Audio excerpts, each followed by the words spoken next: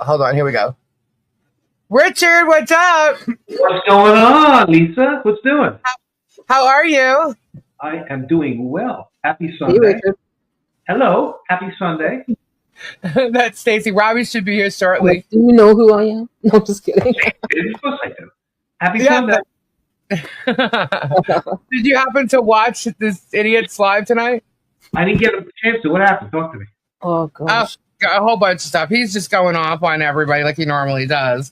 So, of course, me, I pick things out and I'm like, lie. Now the band Poison's been dragged into it. Oh, yeah. He's going after the band Poison and knocking Poison down. He's knocking Poison. What did Poison do to him? Poison's friends with Robbie. Weird. Last week it was like Guns N' Roses is a better band, and this week it was Def Leppard and Bon Jovi was a better band. I'm like, oh my god, this guy is like out of his mind. This is pretty awesome. Get the fuck out of here. What are you? He's just yelling because he can only play 3 chords. 2-year-old. That's what he is. Yeah, he's bringing up. It's like having an argument with someone in middle school, right, or elementary school. No. I once saw people like I'm talking like really like Dumb and Dumber adults arguing. I saw 2 guys in their 40s arguing about who knew more state capitals. They said, I know capitals than you do, so I'm in charge. I actually saw people had an argument about that, but who was going to be in charge because of who knew state capital. That's the kind of stupid level of stupidity that we're talking about. That's how stupid. It's crazy. Gabe, you want to go on? Gabe's here. Gabe's coming on too. Hang on. Robbie should be here. There he is. Yeah, you got to move the camera up a little bit. There you go. Right there? Yep, you're getting. Yeah, that's my trashy garage, guys. There you go. Behind them. Yeah, I know. I got to straighten up in here. So I got a quick question, Lisa. Did he ask about, or did he talk about the fact that he's going to hell yet, or not? No, not at all. As a matter of fact, didn't talk about it. He said nothing about going to hell. He said I'm a witch, yeah. Well, and we talk about witch stuff, No, not in this house. You do know, like all the Halloween stuff's already at Target and Walmart, so we get away to school. So actually, it's not a bad shit. I'm getting ready to pull my stuff out. That's right. I love decorating. As a matter of fact, those are the bins behind Gabe. Halloween. Yeah, that's Halloween right there. The Halloween candy and the Halloween decorations. Those bins right there are Halloween. All 4 of those. Yeah, I know. Fun for me. He's the one that's got to put it all up. That's the whole thing. It's like it's the coolest part of the year, and like we're in Florida, so the cool part is you can go to Universal, you go to Fright Fest, and they have the new Epic. They have the Dark Universe, which is really awesome. I was over there in June.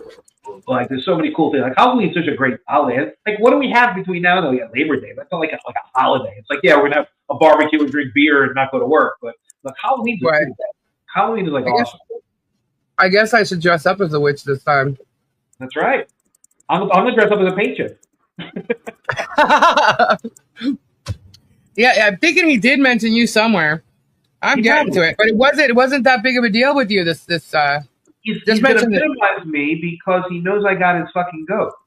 So it's like his whole media strategy, right? And I'll tell you what it is to pretend that I'm not a big deal and then minimize me. And then when he can't get me in the case, he's going to be like, well, we didn't need him anyway because he's small potatoes. Right. That would be the thing. Like Randy might have read my law and said, yeah, we may actually serve him now, but then he might get out because of the 90 days under Rule 4. We'll get into that in a little bit, but I think that, like, media-wise, the smartest thing that he can do is basically not talk about me because he knows I'm going to get his goat, and he knows everything I'm saying is an existential threat to him. Insofar as he comes around and he says that he's a white Christian man and he's this and that and he's other. Well, he's not acting like a Christian. It's one of the big things he says. He's not acting like it at all. He hasn't acted like it for a long time. And when you start attacking your neighbors. The whole key is love thy neighbor as thyself, right? That's one of the basic tenets of Christianity. He's not a Christian because he doesn't love his neighbors. If he would have stuck to his storage stuff, he would probably do okay. But he's going to actually, he's jumped the shark already. He's going to go off the cliff pretty soon. And he's going to be without an audience and he's going to be without a livelihood pretty soon. It's going to be a real problem for him.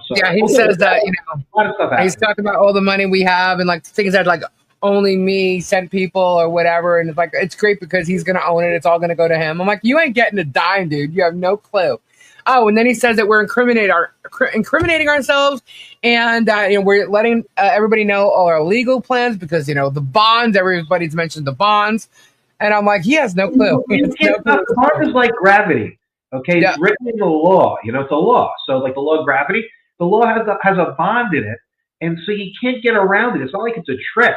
It's like there. Like it's called reading. We learned this in kindergarten. If you read the statute that you use to try to sue everybody, you see that there's a bond requirement if the parties move for a bond. So it's called reading. So that's what this problem. He's like, oh, they've got this magic strategy called reading. What a moron he is. What a moron. Fucking moron. No, really, he's stupid. He's just so stupid.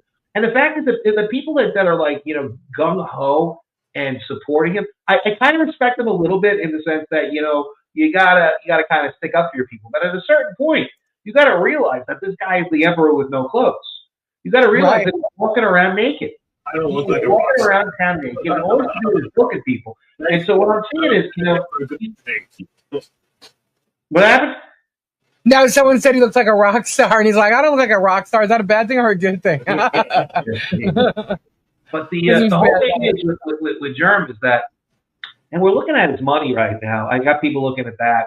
And, he's got a little bit of money behind him because he's been able to build people. He makes some money off of YouTube, with his shows, and he bilks his people out of money. He basically is built. It feels really bad, but he learned in preacher school, how to get money from the congregation, and he does that. Yep. So, that's he's skilled at that. But the question is, okay, fine. Maybe he bought off a few people. Maybe he bought off a dirty cop in the Peninsula Police Department or a few of them. Maybe he's got some people that are creating with his money. But when you get to the bigger, ball game, okay, having $5 million or even $10 million in the bank isn't going to save you if the state authorities are coming down on you. So the Florida authorities know about Jeremy Hales, and the Ohio authorities know about Jeremy Hales. But more so than that, that's not the hard thing to do. I'm talking about the easy thing. Sorry, Tammy J. Go ahead, Richard. Go ahead. I'm just reading the chat. The easy thing to do is take out corrupt cops and corrupt officials and corrupt municipal officials. The state government will do that on the state level. If you look at some of the emails, I don't know if I'm going to read some of the emails, Lisa, but we had the Florida Attorney General, we have the Florida Governor. We also have this alerted to Vivek. I sent it to Vivek's people, and I sent it to Vance's people too. Because they're all the Ohio people, and it went to official channels to the Attorney General and everybody else. So I'm not going to go after Jeremy. I'm going to go after Jeremy's support system. I'm going to go after the people who are around Jeremy and are acting in a way that only a person who would have taken a bribe or would have been corrupt would have acted. A regular cop doesn't act the way that they have with respect to Mike Volpe in Peninsula, Ohio, respect to other people in Otter Creek, because and it's my belief in that there's all sorts of stuff that's going on with potential bribes, or a cozy relationship that is other influences there. They said he gave the guys in Peninsula a dog, and he gave a whole bunch of other stuff. That's fine to donate to your local police. But don't expect preferential treatment, protection. It's not like this is like the movies where you go in there and you own the police force. If that happens, what that police officer did to Michael, Internal Affairs goes after him. Peninsula's too small to have Internal Affairs. They're worried about a lawsuit from Jeremy. Well, guess what? They should be really worried about Ohio Attorney General and Ohio law enforcement on the state level, as well as the feds coming in on a public corruption probe. And so. If they can fix their own things, or get their house in order, that's one thing. But if they can't, that's when the state and the feds come into a little shipwreck town like Peninsula, Ohio, and they very well come into Otter Creek too. I don't think that we'll see. We'll see what's going to happen. But these types of things are that's what's going to get Jeremy. It's not going to the whole key to Jeremy is not to destroy Jeremy in the first instance. He's going to destroy himself. It's to take away his support system. That's what we're going to do. And Jeremy, I'm giving you the playbook. Because it's already in. It's publicly in people's hands right now. That everything you've been doing is in the hands of prosecutors and investigators and other people that are well beyond your system of control. You can talk to the Peninsula people. Call them tomorrow. Tomorrow's Monday. They'll be in the office. Say, guys, what happens if Peninsula gets a call from Columbus, and they start asking some questions. Or what happens if the U.S. attorney, in the southern part of Ohio, starts asking questions? What happens? I actually think that the magistrate in the Ohio court has a little more knowledge than she used to about Jeremy Hales. Well, that's part of it. I'm not saying that because it's from me, but based on the order that she put out last time, it would seem that way. A lot of these judges don't know what's going on, and then when they start to figure out what's going on, it doesn't look good for Jeremy. That's the problem. He's got some big problems. The guys. I don't know what. Here's Robbie. Hey, Robbie. Hello, everybody. Hey, Robbie. Hey. What's up, Richard? What's up, Gabe? What's up, Lisa? What's up, Stacy? Crazy. The order is denying the last filing, Marla. So is it unheard of? I'm here too, Robbie. He said hi. I said hey, Gabe. Get my hearings checked. No, you're just sitting on the other side of the room. That's why you can't. That's why you can't hear the speakers over here. I got to get those surround sound speakers. But Richard, would it be out of the ordinary for a judge to call another judge that's presiding over another case involving the same people? Usually, it's not going to quote unquote happen, but it's not going to stop judges in the same division from bumping into each other. It's going to be tough for a judge to do something like that unless it comes in front of them for legal purposes. There's a reason to call somebody up or anything else, like a legal reason. That's just going to go there on their own fishing expedition because usually the judges have to deal with the facts as they're put in front of them. But that being said, the judges in the division, in the district, everything else, they all talk. They get together at their own events and everything else. And I have a feeling that these cases are starting to get a lot more talked about. The Jeremy Hales case is getting a lot talked about in the Northern District because of because of the media, but also the Dinesh cases in the Middle District are being talked about by Florida federal judges too, because that's becoming a zoo down there. And then and all these guys, as the litigation starts to multiply, as they get sued and they sue, and there's more cases, and there's this and there's that, then it becomes on everybody's radar. And so that's what's starting to happen, I think, with the social media field, especially in Florida. This is starting to happen in Florida more than anywhere else. I think that we have these social media type things happening here. I think that the Florida is where it's at for this stuff, and it's a good place for it to be at because they're not going to let the Florida judges let you go a little bit, and then they'll rein you in real quick. They'll give it a short leash, and I don't think that they're going to get away with what they're going to get away with now. I think that Rocket Shocket's in a big pickle here because you got him, and then you got the Megans and the Tugs claiming that everybody's dodging service, and it's who dodged service? He said Lisa dodged service. The hell I did. You tried to serve me with a summons for a subpoena for one case. They showed up here. Lisa, you have no obligation to take service, none whatsoever. You have an obligation to pay your taxes. It's not even true. A lot of other things with the government, but you have no obligation to take service in private case. You have no obligation to make it easy for them either. If they pay you with it, sure, you respond, but you have no obligation to stand there in the middle of the streets and pretend you're a good citizen and say, I'm going to take service from anybody. You have no obligation to do that. I know. I'm just saying, though, when she came to serve me for the subpoena, she walked up the driveway. She asked me if I was Lisa Weeks. I said no. She ended up leaving the paperwork on the patio outside and left and said I was served. That wasn't even the problem. The problem was that I didn't have enough time. I didn't get the legal amount of days I was supposed to. I didn't get the check that was supposed to be in it. None of it was legal. You know what I mean? It was not a legal service. So that's not dodging nothing. That just means you did not legally serve me. I have a right to due process, and it wasn't legal. They tried to serve me with the summons for the second federal case, and they didn't serve me. They served Gabe, but she lied about it. Either way, no one was dodging nothing. Yeah. No. I'm a gray man. Yeah, you're a gray man. Some guy. Clearly, you're blonde. But so I didn't dodge anything. Now this whole thing with Dodgy Robbie. Dodgy didn't do Dodgy. I did not just say that. Robbie didn't dodge anything. Robbie was just living his life. He's heard about this case. Robbie. I know. He's heard about this case for so long and was never served. So I mean, he got served his subpoena the first time. She asked him, "Hey, you Robbie Kesey?" He said, "Yeah." She gave him the paperwork. What's this? Okay, that was for the subpoena. For the summons, they haven't found him. He hasn't been at the flea market, really. He's been busy. Is everybody supposed to sit around waiting for someone to come knocking on their door? Yeah, that's the point. You have no obligation to do that. This is the United States of America. You have no obligation to do that. And it's crazy. And there's a case called International Shoe versus Washington, which was the United States Supreme Court, and they talk about getting service on people, and it's more about the jurisdictional basis for it, but it also talks about something that's part of every type of service, which is a jurisdictionally acquiring act, right? And I talked about that in some of the other cases. But you need to actually put people on notice. You have to have notice and an opportunity to be heard. And there needs to be a jurisdiction acquiring act. You just can't kind of email it to somebody. You can't just mail it to their house. It's not enough. You have to actually put somebody on actual notice, by law that they've been served. And with me, he hasn't done that. And the sick part is, he has me living in New York in his pleadings. If he had a problem with me, he should have been filing a motion, or he should have amended and said, no, he lives in Florida. We know he lives in Florida. He didn't motion in the court yet. He named me in this lawsuit in April. Remember April when I was at friggin' Senior Frogs and I'm dancing around? That was a lot more than 90 days ago. That was April. He had April, right? May, June, July. He had till the end of July to serve, right? About a month ago. Because even though he amended his complaint, he didn't put anything new about me in there.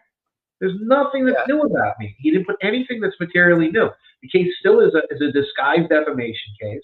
He calls it whatever he calls it, but it's defamation. That's what the case is.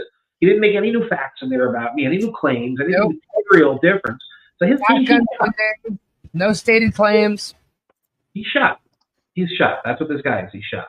So, dude, I don't understand the one thing, Lisa.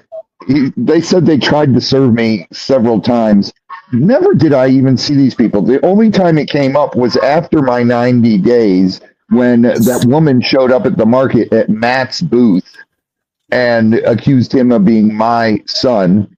And then, then the guy's in our driveway, and then he's following me around. She your property on all these other days. But I never saw her. Did she leave a card? Did she leave anything? Never. Well, she claims she was in front of your property all these days. That's in her affidavit with the court. And I know damn well it's a lie. Jeremy even knows it's a freaking lie. Yeah. How many process servers did he have? One, and then a private eye. So the same girl who came here served him. Who was the man? A private eye. Which is an ex-law enforcement dude from New York, upstate New York. Why is he down? Why is he doing? What's he doing? He had to hire a private eye. And my guess is because he saw your wife the day before and spoke to her. When she asked who he was, he said, it's none of your business. I'm on a job, and told her to call the sheriff, which she did. And they all know it because if they pulled the FOIAs, they got it. He said something about the FOIA today and how stupid I am. What? I don't even know what he's talking about. But anyway, so when Michelle spoke to that guy, she told the officer in the 911 call what he said. They came out, and I guess they know it's the same car or whatever. And this was the day before. Here's the situation. If he spoke to her, why did he say, it's none of your business, I'm on a job, call the sheriff, and not give her the papers? That's Robbie's wife. If he would have given her the papers, Robbie would have been legally served. Yeah. So my thing is, I bet you this guy wanted extra money from Germ, obviously speculation, to get it on film of Robbie being served. We lost Richard. That makes sense. We lost Richard. Hang on, we lost Richard. Thank you, Jezebel. Squee, those puppy hugs are just kind of adorable. I needed to see tonight. Oh, with Jules? Yeah, you feeding her, giving her treats? No. You just sitting there with her? Just chilling. But, he's back. Here he is. There you go. Hey. Oh, I'm trying to think what I'm doing here. But then what I don't understand is what I don't understand is the fact that when he said, he was following me, and dude, if you guys would have seen how erratically this car was following me, it was ridiculous. Never once did he flash his lights. Never once did he make eye contact with me. His windows are darker than my windows are tinted, and you can see that in the video from the sheriff's department from him getting pulled over. So he could never make eye contact with me, and I'm in an F-250. He's in this little car. He sits way down, and he never once waved papers. That's a lie. He never. Not only that, you have a witness. Someone was in the truck with you. Yeah. Yeah, and then if he knew he made eye contact with me, why'd he have to ask the police officer, I want to know who's in that truck? Yeah. I thought you made eye contact with me, you liar. The other thing that they're saying, too, is that, like, when the officer called you and said, this guy's trying to serve you, do you want to come back? They need to realize how far away you actually were at that point. Right. You know, you were like 25 minutes away. Right. You know, no, you're not going to turn around and come back. It's just ridiculous. And when then I knew that's when the officer told me they're trying to serve you. Do you want to come back? I said, no, thank you. And what am I going to do? Turn around no, sorry. I'm not going to turn around and come back. I had no clue who it was chasing me. I thought it was one of his crazy idiots that he has subscribers. Right. Hey, Robbie, you're lucky it didn't turn into the OK Corral. Right? They're lucky it didn't turn into the OK Corral. Because God knows, I go and I am, this is Florida, we have a right to carry. Obviously, I don't carry a firearm, but I carry weapons with me. I'll carry tools, actually. I don't carry weapons. I carry tools, one of which is a nice 3-foot long machete. I also got a bunch of other assorted knives and different other cutlery tools. They're tools. So if any of these fucking people want to run up on me, they better watch themselves. Because if I feel afraid, I'm going to defend myself. I don't give a shit. Yeah. Well, Richard, if you look at the video, there's a gun sitting on his seat. Yeah. You don't even see papers that he's supposedly been waving at Robbie. What you see is a gun. Who did that? The PI. Really? Yeah. Yeah. It's right there, clear as day. And it's funny because Jeremy's saying, like, that's where he mentioned all the felons. You gave some hurricane victim, which I still don't know what the hell he's talking about with the hurricane victim. No. But they keep rambling off about that. Robbie's thing, Paint Chips' thing. Everybody's a felon and stuff. And he says he's never had any criminal charges against him. But that's funny because he mentioned getting arrested in one of his depots when he first was involved in the court case with Michelle. He had a depot, and he talks about getting arrested. And it had to do with his ex-girlfriend, Crystal, which is one of the protection orders that was against him for quite a while. That's all silver bullet stuff. That happens all the time in domestic relations. Yeah, but what I'm saying is, like, this is like that's different from prison. Like, if you spend a night in jail, that's a freaking, come on. Yeah, but it's still part of a rap sheet that he had sealed. But the thing is, it's not sealed everywhere, and that's everybody knows. He's going to come and say he got, I got arrested on a false domestic violence charge. He got slapped on the wrist. Get the fuck out of here. Come on. I wonder what he would be like if he had to stay more than a night in jail. He'd probably be sitting in a corner crying. It was easy. Jail's nothing. Yeah, totally. Yeah. It's only if you're not a bitch, but he's a bitch. Come on. Totally. Robbie, he would check in like the first day. He's a freaking bitch. Oh, he would be a bitch. Yeah, totally. I'll be right back. I'm going to the lady room, guys. You guys have this, right? You guys all got this? Yeah. Stacey? Yeah. Yep. All right, right back. Dude, I don't get him, dude. Dude, you claim to be a Christian and all, and we'll get into that. That's laughable. Yeah, that's laughable. That's his weakest point. I'm telling you, that's his weakest point in the sense that he has this whole audience, and his audience thinks he's just this nice guy named Jeremy, and that he's a regular person. He's not. He's not like his audience, because most of his audience are good, Christian or God-fearing people, not necessarily Christian, but good God-fearing people that kind of do what they want to do with life and do the right thing. Jeremy doesn't. He's an exploiter. He's a predator in the dictionary definition of the word. He's someone who exploits others. He looks at his viewers as cattle. He looks at them as people he can milk. And that's the problem. That's the furthest thing from being a Christian. You care for your neighbor, you care for others, and the biggest thing is you show mercy. And what he's doing to poor Ray Bonecrusher and his wife is not mercy. It's the furthest thing from mercy. That's disgusting. That is so disgusting. He sued a state. People died and he continued against their estate. He's just a bad dude. It's like, come on. At the end of the day, there's a reason to go to court, right? If you're going to use the court system, let's say you get in a car accident, you're seriously injured. Yeah, you got to go to court. You got to sue somebody. If they were wrong, you got to sue them. Okay? That's right. And there's insurance companies and everything else. But honestly, this case, right? It's so like it's not even like on the radar of what you should be in court for. Like if you have a big company, you know, like a big multi-billion-dollar company, or even a multi-million-dollar company, you know, that is out there, and you have a contract dispute. One side doesn't live up to their end of the bargain, and you lose hundreds of thousands, if not millions of dollars. Yeah, you go to court for that. You're going to go to argue about that. If you're seriously injured, yeah, you go to court for that. If you have a real beef about your property, like let's say you have contractors that screwed you out of hundreds of thousands of dollars after a hurricane, and you know you need, so yeah, you had a beef about that. You go to court. That's what the courts are for. It's not for this. It's not for content, you know, creation, and it's not for, you know, you understand what the Lanham Act really is.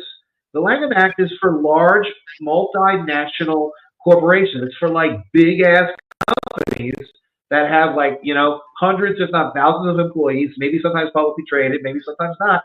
But it's like a real deceptive trade practice you have to come up with. It's not somebody said something that I didn't like. That is like so like low on the totem pole for things, you know, to go after.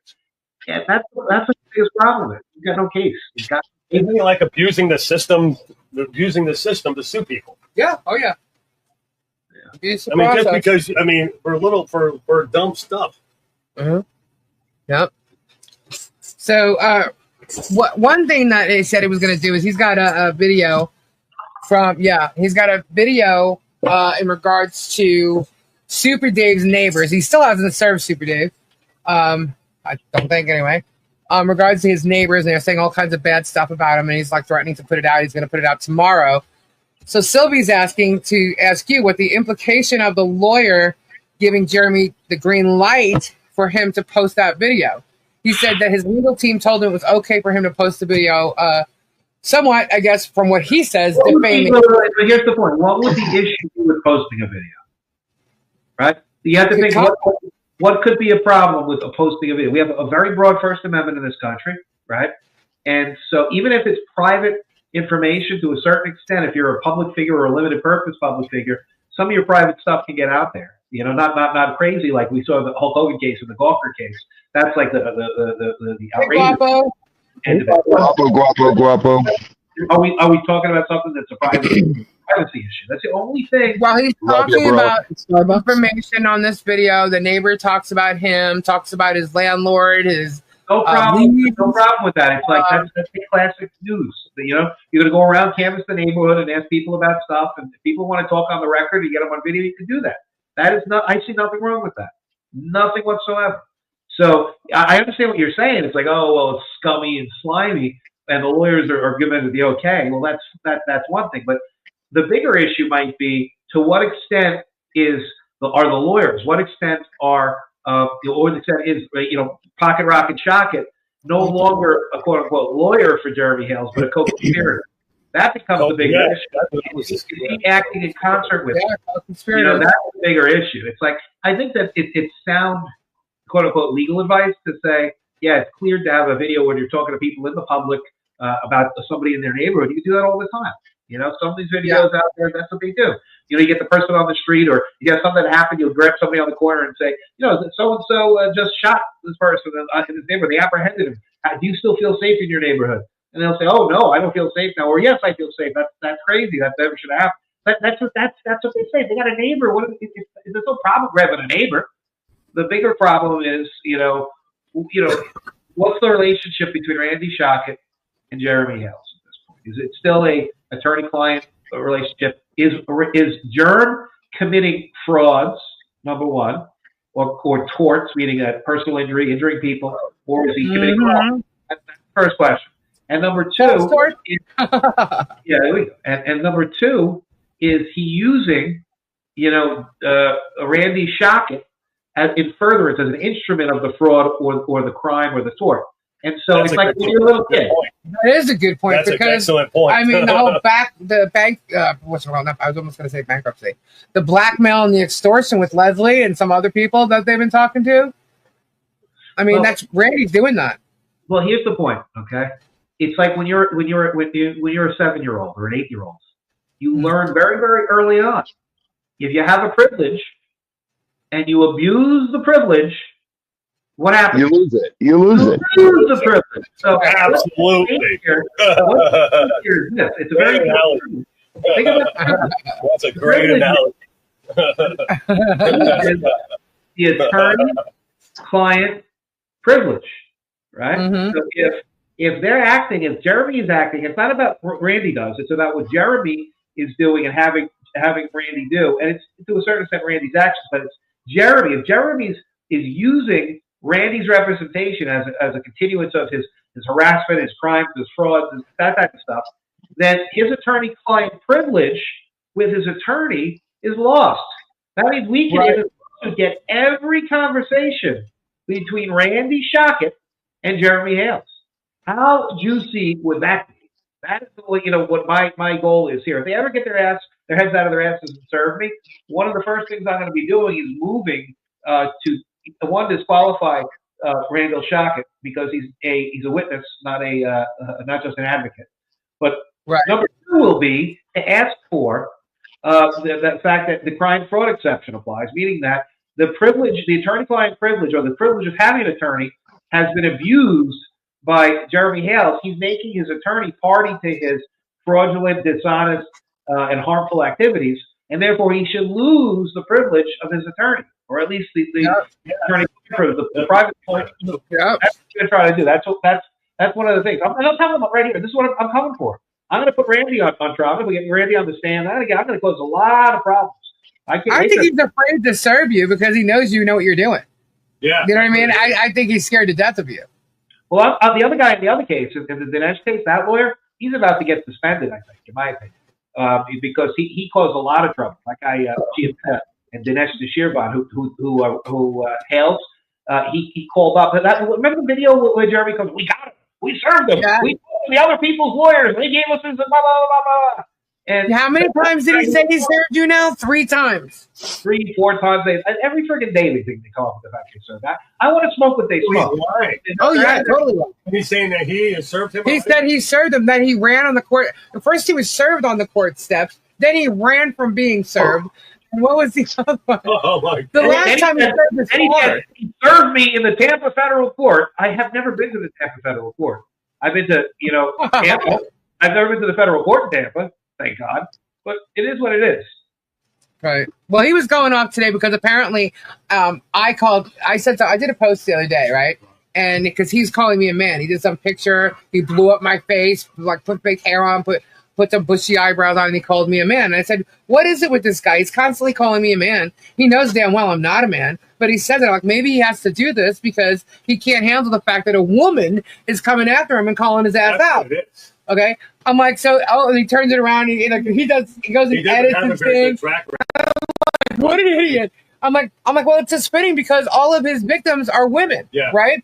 So tonight he's trying to prove me wrong, right? And in trying to prove me wrong about it being women, he starts bringing up, really? What about Super Dave? What about Robbie? Clearly calling them his victims because he realized what he did. He totally called out all the guys. Calling me a victim? Yeah, he called you a victim. Super Dave is one of his victims.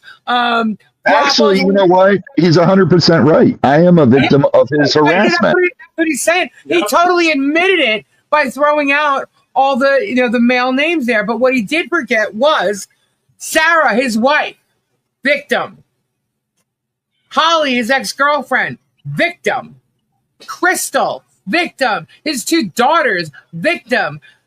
George, victim. George's sister, victim. Marilyn Raby, victim. Believe it or not, Shara, victim. Jamie, victim. Michelle, victim. Me, Stacy, Flutter. Who else now? Tori, my cousin even. Kendra. Yeah. Okay, even though she wasn't here, he basically said she has nothing to do with this. Thank God. But Suzanne, who else did he call it? Tricky Chi, he gone after Lori J, gone after Bonnie. Chapo was a victim. And how weird is it tonight, okay, that he also literally stated and showed how shady and how untrustworthy Chapo really is. And was Did you say does it work behind Guapo's back. Okay, so I was talking about the females. I know he Jason too, but I was talking about the female victims because he was trying to say that well, what about all the men? Yeah, you're right. What about all the men? Swords auction pirate, Grimes finds. I mean, I know that there's issues there, but yeah, there's men too. But prior to your YouTube channel, dude, and since he's listening again, Sarah, how many years did you fuck her over? Sarah, Holly. Shit, you had a protection order with her for 5 years, and then when it ended, you called her back just to let her know you were still around. Okay? Crystal, George's sister. Come on, we could keep going with all the female. You're still talking about Marilyn Raby, brought her up tonight. Rosie and Desert Work. Rosie, Dragonworks. I couldn't even freaking believe the names that you were mentioning today. I'm like, what the fuck? All these people. There's even more that I'm not mentioning that I know that had stuff to do with you in Otter Creek. What do you say about Guapo tonight? Oh, he was going off about Guapo. Yeah, he's got a vendetta against women. Oh, there's no doubt. There's no doubt. Like women. Let me see. He said it a couple different times. Yeah, Mary DeGroot, victim. He talked about drugs, that he's a drug addict and deals drugs, and he's not a licensed auctioneer. He has to pass a test and all this crap. What else? He said that he's going to be suing Guapo in Florida, which makes no sense to me because they're both residents of Ohio. So I'm like, okay, how and why is he going to do that? Got into his phone and said that he's got all this incriminating stuff on his phone. So Chapo's lying against him too. That's what I meant. That all he did was prove that Chapo is unworthy and untrustable in what she did to Guapo. Yeah, he said Guapo was selling things that he breaks the law. Send him the link. He's asking for the link. All right, hold on. I'm going to send it right now. He makes shit up as he goes. I want to talk about that a little bit more. What'd you say, Richard? I'm sorry. I want to talk about Jeremy going to hell. I want to talk about that. Oh, yeah, he wants to talk about Jeremy going to hell. Did you show my article from today? Put it up. I did not show the article. Whoa, hold on. Beautiful artwork. I put the article. You can send him the link anyways, and when he's ready, he can come on. Yep, I got it. I just sent it to him. Okay, the article. You want me to pull it up, Richard? Pull it up. Show everybody. Show the beautiful artwork. Jeremy. Let me see. Richard. I'll tell everybody, subscribe to my YouTube channel. I got 30 friends, I think. Robbie's one of them. I only have 30 friends in the whole world. Luthmann News, at Luthmann News. That's my one. And this one they can't get rid of because of the Florida law that says if you're a news dissemination site, they can't suspend you. So that they've been trying to suspend me, but it's Luthmann News. It's a news outlet. So disseminate's not for me. It's for news outlets. So it's Luthmann News. So I'm looking for it right now. Why does it always? I can send it to you on Substack. You want it on Substack? I'll send it to you. Yeah, either one's fine because it's kind of lost in my. Substack's actually it's cleaner on Substack. I'll send it to you right now. Let's see, where is this? Oh, here we go. Oh, you got it. You want to just show it from where you're at? You want to show your screen? I can show it from where I'm at. All right, good. You show it. You know how to do it better than I do. I'm like a retard. All right. So hold on. I'm going to send it to you in the private chat. Okay. Okay. You get it in the private chat? Yep. Okay. Put that up. And then I have audio and video, but the most important video is the one at the bottom. Thank you, Mo. Where we talk about Ray, but that's the whole. All right. I'm going to move that over. The pictures are beautiful. Wait a minute. He said everything Robbie has is due to him? Yes. All your YouTube yes. stuff. Everything that your people only know who you are because of him. And I wrote in big capital because I do the notes. No lie. I mean, I literally was like off the chain writing it. I'm like, this guy has lost it. Totally lost it. I'm like, doesn't he remember Hello, Swamp Brothers, Discovery Channel? I mean, that's why he's jealous of you in the first place. But he's saying you guys' YouTube channels are due because of him, because he built you guys up. He didn't build me up at all. He promoted me, but I promoted him. Right. It was. Yeah. Well, here it is. Okay. Since I gave him content, you wouldn't have a channel without him. That's not true. I had my channel before I knew who he was. I've had my channel before he had his. I just didn't do anything with it because I couldn't do anything with it. I was still under contract with Discovery, and I really couldn't do anything with it. Oh God, look at that. You gave him too much hair, Richard. Oh, dang. So that's it. See what he's got beautiful hair under his nose to show that he's a Nazi, that he hates Jews. I believe in my heart that the man hates Jews. That's what my belief is. That he's a Nazi that hates Jews. Oh, he's 100% anti-Semitic. Yes. And so there he is. That's my beautiful work of art for the day. See that right there? That's Jeremy getting thrown. I believe that without a doubt. And that's my belief. He's on the way. I think he's on the way. And he doesn't act the right way for somebody who says he believes in Jesus. He really does. He's right there. There he is. That was your favorite picture, Robbie, right there. Get that nice and big for everybody to see. You get that nice and big. Click on that, Lisa. Yeah, there you go. There we go. There's the clown we all know and love. So, the article's a good article. I talk about a very important legal point is that under Rule 4, you got a 90-day shot clock. That's it. Yeah. A little bit. I'll take a drug test any day of the week, any day of the month, any time. Yeah. So he got a 90-day shot clock. He didn't do it. He had until July 27th. He could have served me, and he didn't go to the court before that point either. Now it's like a month later. He may very well try to go to the court, the same we did with Robbie. He had more time, but it's like stupid. It's like he served my dad, and then like if he's serving Richard Luthmann's in Florida, like his pleadings are all wrong when he says in his complaint that Rich Luthmann lives in Staten Island, New York. You know, that's like the guy's like out of his mind. So right. And then Volpe gets on him like, how does this guy say that I've been served 3 times? You know, you only got to do it once. It's like the stupidest thing in the world to say you served somebody a whole bunch of times. Yeah. Volpe says close only counts in atom bombs, torpedoes, and missiles. Not the proper legal service. I don't think she is. So that's what's happening, brother. The point is this. I told them what to do with this. Right? I really told them what to do. And if you want to click, Lisa, see the August 18th email thing, you can click on that. That'll show the email itself. But there's parts of it in the story, too, about what's going on with Shockett. You know, but there's Shockett right there. There's Randall the Pocket Rock. And that's what the guy does. He's not that good of a lawyer. I don't think he was that good of a dentist either. Wow. He knows what he does. He's like one of these friggin' hucksters, you know, the jack of all trades, master or not.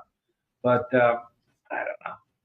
We'll see with that. But the most important point about this whole thing is this, and everybody knows that you pull up the August 18th email, Lisa, right there in there. See, it says Luthmann's Legal Smackdown. Lisa, you there? Yeah, I'm here. Can you hear me? Luthmann's Legal Smackdown. And in there, can you click on that blue thing that says August 18th email to Shockett and Hales? Wait, hold. I'm on there. Can you see it? Yeah, can you click on that, the link in there? It's not showing it. I'm sorry. I had it up, but there you go. Make that nice and big so the audience can read. Yeah, now that's the part. That's the part. This is the part to read. Okay. See now look who's on this email too. Look at all the people that I put up there. Okay. Let's see. Mike Volpe, Bruce, me, Ray, Dave. That's isn't that Bruce's lawyer? One of Bruce's lawyers, John Rips. I put Leslie on there. Then Belita's the judge. And then Ron DeSantis is on there. A couple people from the Florida bar. Omar, the Attorney General. Luthmann, the Attorney General. He got a few others. But, you know, this is not like people are seeing this. You know, it's not like everyone's, especially Belita. But the whole point is about the 90 days, right? He can't get past that. And that's what I got him on nice and big on that 90 days. But go down. The rest of the stuff is Debbie, fins up. Now, this is what I said to him. How can you keep on telling me that I've been served? That's the Princess Bride. Inconceivable, right? So, remember the Princess Bride? Like, I don't think he knows. I don't think he knows that service doesn't mean what he thinks it means. You know that whole line with Andre the Giant, where he's like, I don't think that service means what he thinks it means. That's where we're at with this guy. He doesn't know what is going on. I don't think he knows what service is. He's not that bright.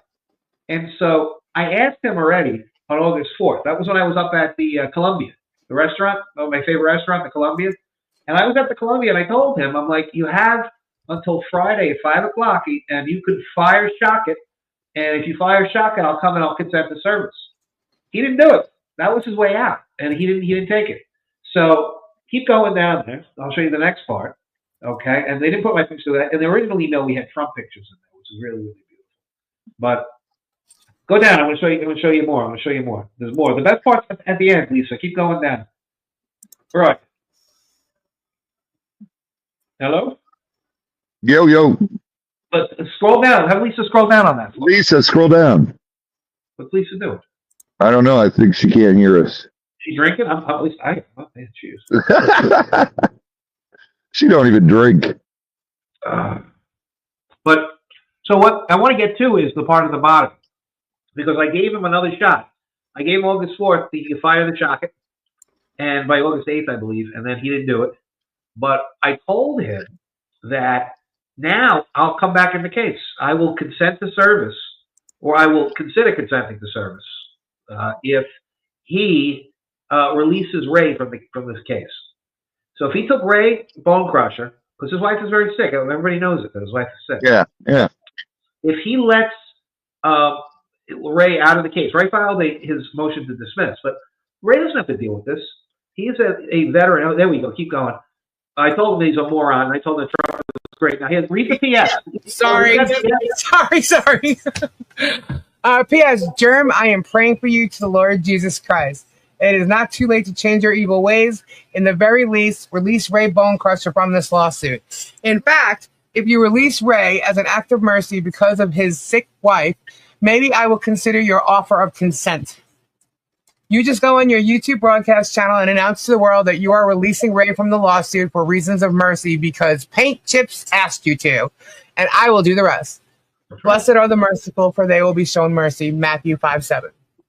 There you go. Now get rid of that. Go back to the article. But that's what needs to be said. I said it, and I said that a few days ago, and I've heard nothing. He hasn't gone on his broadcast channel. He could have done it tonight. He didn't do it. And he could have done it any day. He could just make a video, a 30-second video, and say, "Hello, everybody. I'm releasing Ray because I'm a Christian person, and that is something that I do as a Christian. I'm going to have mercy." But he doesn't have mercy. He's a very, very bad person. And so that's what we have here. That's what we have going on, is that I've given him every opportunity here to prove to the world that he can be a merciful Christian man. And he's proven time and time again that he cannot be, that he's a very, very bad person.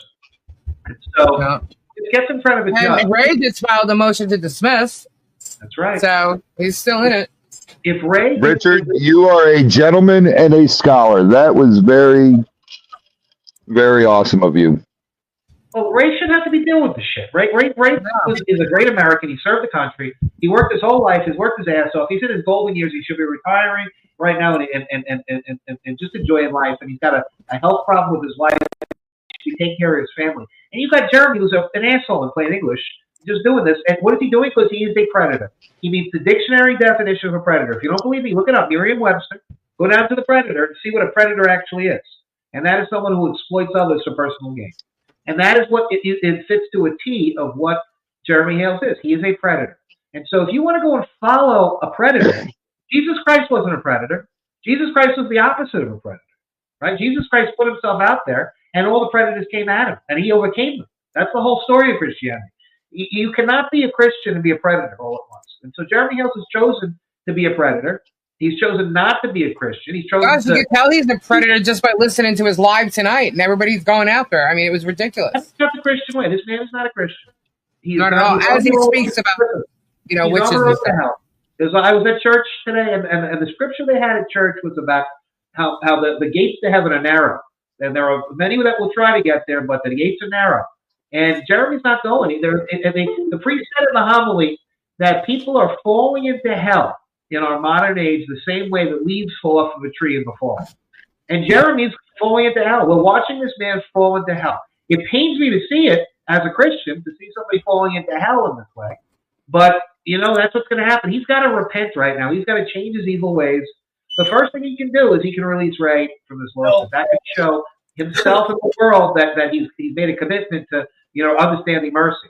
Now, he's got to get on his knees. I hope he does. I just think he's not even like. It's almost like they have to hit a rock bottom too, and he's nowhere near it. Jeremy is the Pharisees of the Bible.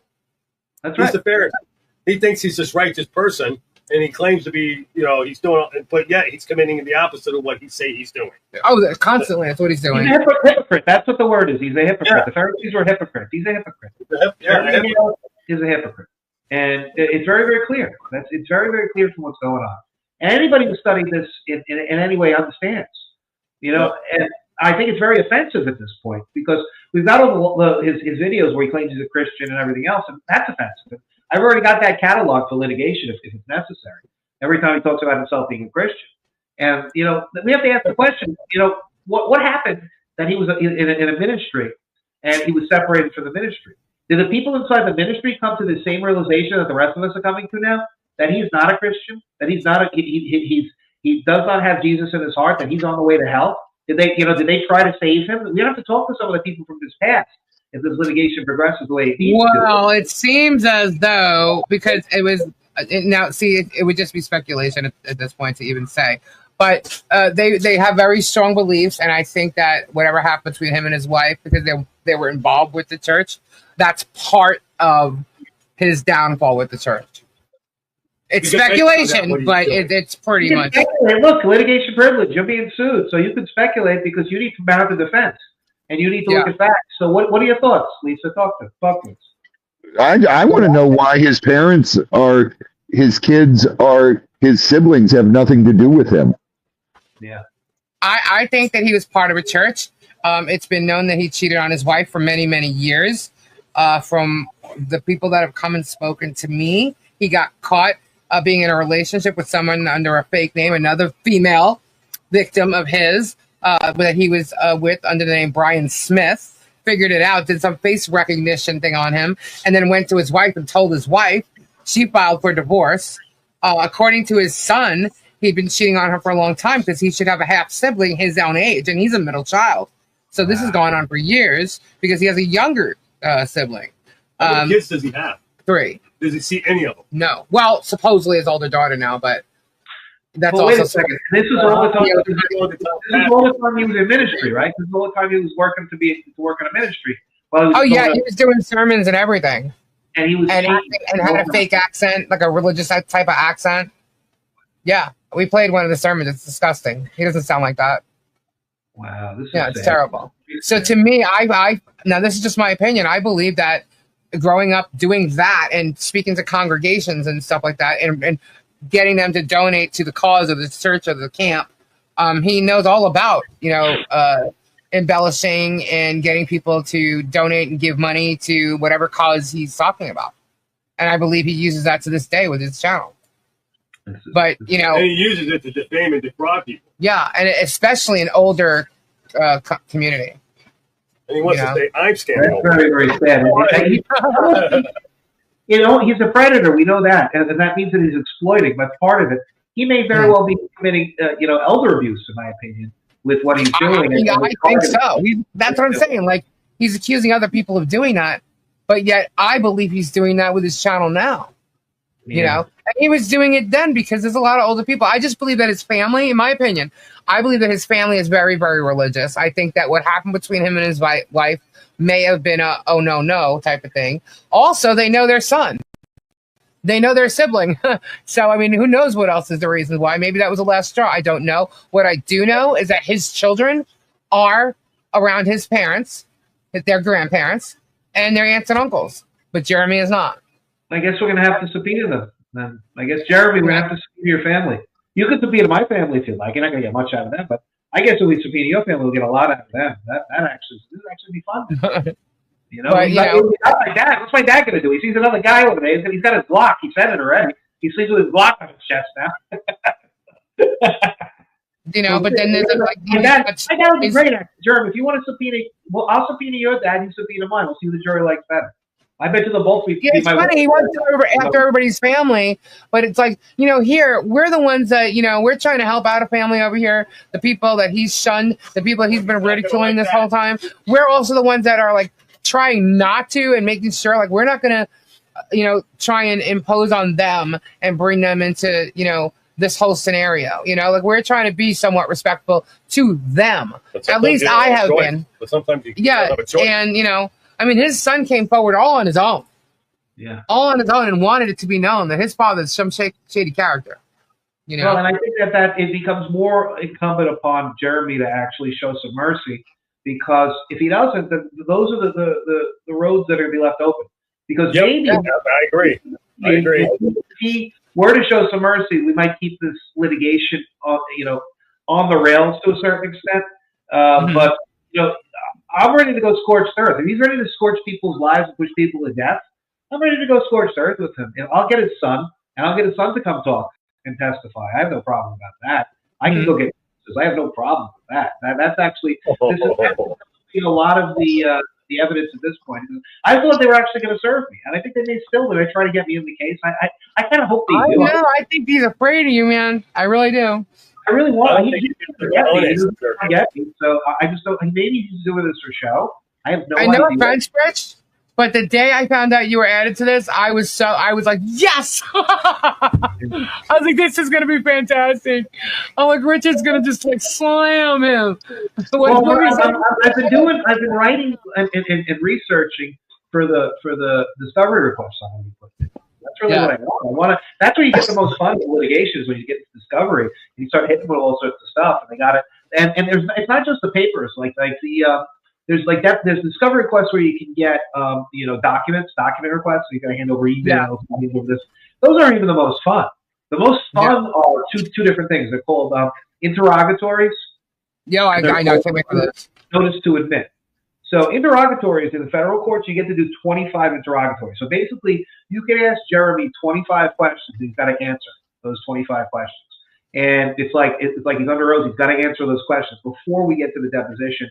It clarifies issues. But the best advice that's out there is something called the notice to admit. And there is no limit to what's called the notice to admit. That means that you ask Jeremy, admit or deny something. Like, so admit or deny that you were unfaithful with your present wife, George. Admit or deny that you are estranged from your parents. Admit or deny that you never will. So you can ask all these things. He's going to either admit or deny, and he's going to admit or he's going to deny. Either way, you got to like admitting to something or denying, admitting to something or denying to something. You get into it's like the stake in the ground as to what something is. And they'll try to argue it, but that's the best advice in a case like this with Jerm, because especially when you know he's lied, especially when you know someone like, I don't know, maybe someone who may have debunked him a whole bunch of times. Well, that's the whole thing, and the fact simple questions like admit. Jeremy Hales, are you a Christian? Admit, deny. That's an easy one. I have like all sorts of questions like that. I probably got about 200 of those. Admit, deny. Those are unlimited. It's unlimited, yeah. So with 10 of them, with 10 defendants, if we all came up with 50 good ones each, and then handed it to him, he's done. He should out of luck. He's what's called shit out of luck at that point. And then you could also do it. George is walking around thinking that no one's going to subpoena her. What happened? I think happened, Mom. She's walking around thinking nobody's going to subpoena her. Who? George. Yeah, George is out of her fucking mind. Come on. I don't think she's all there to begin with. I think she's like you know what? I don't. And sometimes when she comes on, she's got like these googly eyes. I'd almost think she was on something. Because I got the depositions with her, and she comes in and says, I'm mentally ill. Like, nobody would actually disagree with me. She's like, I don't recall, I'm mentally ill. Okay, I kind of figured. Nobody would disagree with that. It would be one of those She's things. all offended, like, Jeremy, because I said, like, with green hair. I was like, dude, I'm better looking than that. You know what I mean? Like the green hair, the mocking of everything. They tried to say, I don't look like my avatar. No shit, it's a freaking cartoon, you dumbass. And then they're trying to mention even my mole. I'm like, well, I hate to tell you this, Jeremy, but I do have that mole. That's exactly why that's on that character. And I'm like, the bullshit, the stuff he's saying. It's like, wow, you are showing so much how we are in your head. He's listening right now, and probably his head is like boiling red, and smoke's coming out of his ears. Oh, but he's done though. Once he's notices to admit, get in, and that's the thing. Like, I think that this, these motions are in. We'll see what Polito's going to do. I think those motions from Bond have to get in like ASAP for everybody that's in the case. Hope he serves me. Like, I got the next couple of weeks. Hopefully he serves me. And then we'll do what we got to do. But he should release Ray. That's the big thing. He really should release Ray, because that will keep this at a much more, shall I say, genteel level. It won't go to scorched earth right yet, but because I don't think Randy Shock is capable of scorched earth litigation, and I don't think he knows exactly what's going to happen with scorched earth litigation. But he'll get a lesson. I'll give him a lesson in that very, very quickly. I mean, he was like totally off the chain though. He's mentioning Stacey's live the other night. He was on AA saying how, it's exhausting having to like record all this stuff and all this evidence. And it's like, what's wrong, dude? I thought you had all your minions to do all that. It's like he's literally stalking all these channels, listening for every little thing. He thinks because John Cook was actually on a panel and made reference to one thing, it's like incriminates everybody. He went off on Stacey. He went off on Flutter. And Robbie, since you're here, yeah. Liz Barnes was in that damn chat tonight, and Liz Barnes said that it was not her, okay, about those images. They're lying, okay? Okay, it, in fact, was Liz Barnes. Wait a minute. Let me just set this straight right now. Guapo was down here to buy the T-shirts.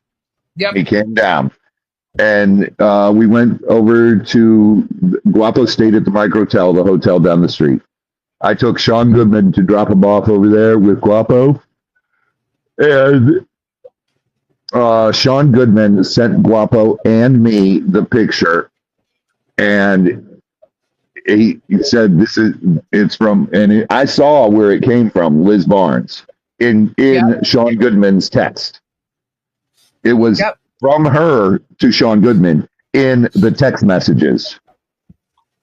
And it was really test pictures of her what? Her hoo-ha? Yeah.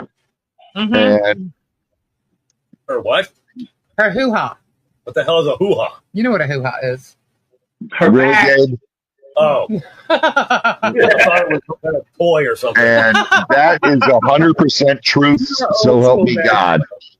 That part I can say is 100% truth. That is not speculation because I saw the text thread on Sean Goodman's phone. And it was talked about so much at the time. I mean, I remember the whole I was damn like, thing. dude, that is disgusting. Get that out of here. Yeah. And even Jeremy said Guapo sent it to him. So he's totally calling out Flutter for this. And it was Liz Barnes. And Liz Barnes made a comment in the chat to make sure everybody knew it wasn't her. No, sorry, it was Liz Barnes. Nice try. 100%, no doubt about that. It was not Flutter. Flutter did not send it to Guapo. Sean Goodman sent it to Guapo. And Guapo sent it to Jeremy. Right. And that's what Jeremy saw. And it wasn't Flutter. It was Liz Barnes. Liz Barnes was infatuated with Sean Goodman. And they used to have, their little... Is that guy shocked at the lawyer? Oh, dude, those two used to fight every day. It almost seems like it's his only client. Plus, they're like more than client. They got more of a client thing going on here. It's like they're really good friends. Well, Liz was working for Sean Goodman, was packing all his little gold flake stuff that he sells and shipping it out. And Sean was. You should hear how Sean Goodman used to talk to her. It was like, really, dude? She works for you and you're talking to her like this? Yeah. And it was like, oh, my God. Yeah, so that's the one thing that he went off on. Then he went off on Rosie. I'm going to say Guapo put in chat about, because I asked Guapo to clarify that in chat here just tonight. And he said he loves Flutter. That's Cap. Haha. He tried to get that from Melissa Brown, so whoever that is. Melissa Brown? I don't know. Whatever happened to I don't know who that is. I have no idea. Why I was looking for clarification, because we know Flutter didn't do nothing like that. Who knows? Who cares? Good riddance. He's not a good person. There's no way. No way. But I'm telling you right now, it was Liz Barnes, and Liz knows. Liz knows. I went off on her about it. He hasn't tried to reach out to you, Robbie? Who? Sean. Oh, God, no. I told him to take a flying fuck a long time ago. He went off on Rosie, another girl, someone that he swooned into buying that. Remember, he was going to sell YouTube education thing for $500. He'll teach you how to do YouTube. Yeah. He swooned her into that. And now he's sitting there going off on her, saying that she owed thousands of dollars and all this crazy crap. And whatever. Let's see. But I happen to know that he swindled her out of that whole YouTube training thing. Now, I already mentioned Flutter, another girl victim. Then he mentions Desert Dragon Works. And I'm like, what? You know, another girl. So he's mentioning all the people that were in the live. I'm like, what the hell is he talking about? He's just making shit up about people that he's seen in his own chat or something. Then he mentions Suzanne, calls her Susie, and saying that she showed up at, Melda Grill, Christmas in the Creek, dressed up as Olaf and stole presents. And I'm thinking, excuse you? Yeah. So now you're accusing this woman of stealing from Christmas on the Creek. Yep. He I'm also sure mentioned Tricky Chi and something about her being a pain in the butt. And I'm like, are you freaking kidding me right now? Really? Attention Oh, seeking. yeah. Oh, yeah. Yep, went off on every one of them. And I'm like, and I'm sitting there listening to him. That's when he also said something about like the witch, people being witches and stuff. And I'm like, and you're talking about God in the Bible, and that we know nothing about God in the Bible, but you're sitting here on your live right now, going after and slamming every defendant in the case that you're frivolously suing. It's a bunch of bullshit. Now you're going after anybody that you've been on a panel with. He mentioned something about Sherry from Disney, Sherry Lund, because she was on the panel with the guardianship.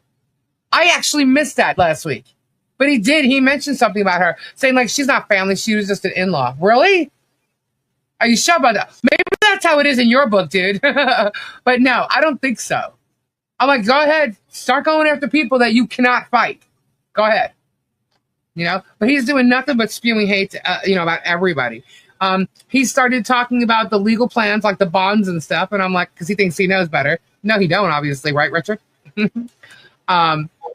He said that I denied creating the Save Harley Grace website. No, I did not ever deny creating that. Never denied that. What I denied was the fact that I'm her PR person, but because they saw it like in the block there, they're like holding on to this. It was a place saver, guys. That's it. But anyway, then he says I denied having the Polymop website. I said, no, I laughed about having the Polymop website. I'm like, I don't know. You know, that's like joking. That's not denying it. Okay. I clearly said I had shit to do with it because I said what was behind Polymop all along. Jeremy, if you're going to pay attention to what, I'm live streaming here, make sure you pay full attention because you sound like a freaking idiot. Everybody here knows. Oh, trust me, he does. He does pay full attention, but he can't say exactly what he knows he sees because then he can't spin it. Yeah. Then he started talking about KKK hats. I'm like, what? KKK hats, like vibrating chairs and KKK hats, and I'm thinking, you're calling us racist? Are you serious? Racist now? That's rich. I like that. Lisa Empire. I'm like, anyway, and the other thing was, he joked about me taking notes and stuff, and then, she says she never watched. No, I said I do watch. I've been saying it all along. I said I have to watch you. Unfortunately, I have to watch you because I'm the one documenting your shit. Me and a couple other people that remain unknown are documenting your shit. You know what's going to happen, right? He doesn't get it, but if this litigation gets for real, he's going to be in big problems if he's doing that because it's going to cut into his available time. He's going to be working on litigation. It stops your ability to be a creator. Okay, so think about the law stuff, and if he's doing that stuff to try to collect evidence or do stuff like that, if he takes 2 hours a day on this litigation, and let's say he just does it 5 days a week, Monday to Friday, 2 hours a day, that's 10 hours a week that he takes away from being able to go to storage units, being able to create videos, to be able to do other things. That's what Rainbow Crusher prayers, brother. It takes your time. And so that's what his problem is going to be. We hate everyone equally. Yeah. If he's doing it's crazy, Richard. It's crazy. And the thing is I watch his lives. Thank God recently I don't watch during the week because, I don't really have to, I don't think, because he's just throwing digs out there and I'll get told about it. So I find out that way. But I do watch the Sunday lives because he spins everything. And, I don't watch everybody else. Is what I said. I don't watch everybody else. I don't have the time. It's too much. So if this guy is doing nothing but listening to like my 4 or 5 hour live stream or Stacy's or Robbie's or whatever it is, this guy is like literally obsessed. Totally obsessed to be sitting here listening to every channel, everything that's being said, and then spinning it all wrong. Completely wrong. With his little notes that he has. All I know is tonight, all he kept doing was trying to convince everybody of what he was saying, unhinged. And it's he's saying that, only me sent money to people who hurt others. Does he like to hurt people too? He started talking about domestic violence, and then he brings up Super Dave again. And I'm thinking, what were you arrested for, Jerm?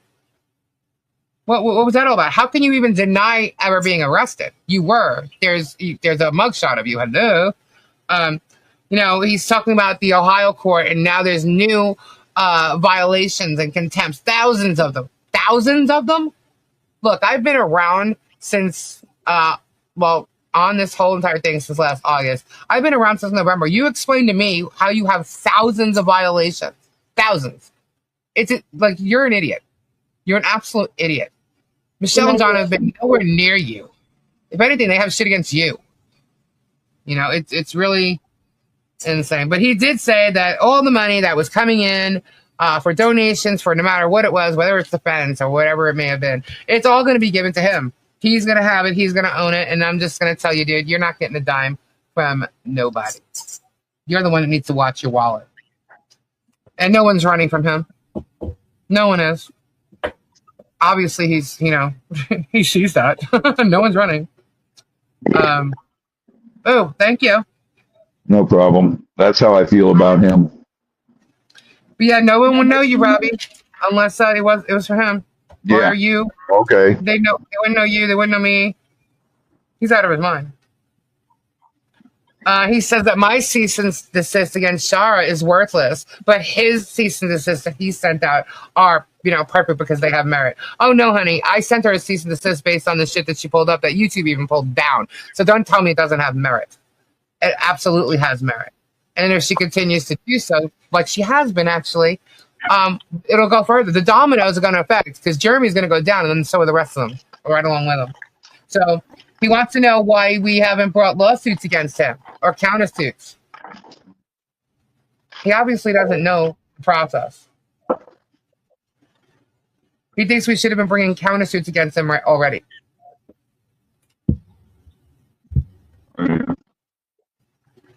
We're not even there yet. The judge has to respond to the motions to dismiss. Excuse him? After the motion to dismiss is decided, you get some time to do your answer and counterclaim. So they'll give you 20 or 30 days to file your answer and counterclaim. Well, file your answer at least, and then you can choose to counterclaim if you want to choose to counterclaim.